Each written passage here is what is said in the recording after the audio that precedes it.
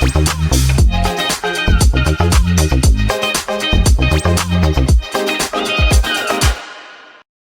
continue working on flossing techniques to get better mobility. We're going to show you how to work on the shoulder for it. So I'm going to first have actually lay down on her back, and we're going to check her shoulder motion first. We like to take a look at how is this internal rotation and external rotation motion for her.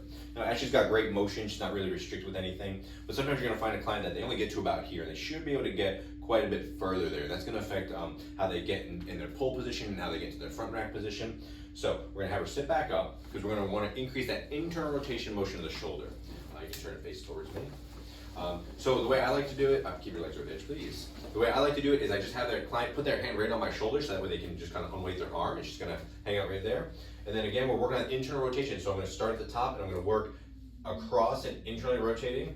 I'm only putting about 50% tension across the top of the shoulder. I don't really compress into the armpit. There's a lot of neurovascular structures in there, so we don't want to put a lot of compression into the armpit. And we're just going to be over the top of that shoulder and around that deltoid, that rounded muscle over the top there. And we're just going to kind of 50% tension, 50% overlap. And eventually when we run out of the band, we just tuck it in underneath itself. And that is our compression that we're going to use. And then what I like to work on is we're going to get her back into that same testing position on her back here.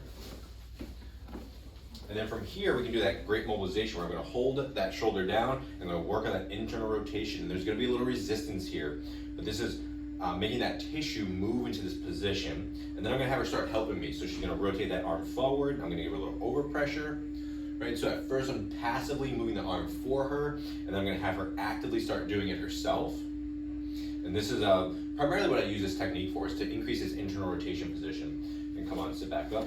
We could also do, if we were in the gym, that you might be holding on to the rig and then kind of twisting yourself around and working on that internal rotation. But for now, we're just gonna have her kind of rotate her arm in space, right? And we're not really looking at that palm or the forearm. We really wanna get the shoulder moving. The other technique I like to do is I'll have her put her hand behind her head and then put her hand behind the small of her back and back and forth like that. So she's working that rotation.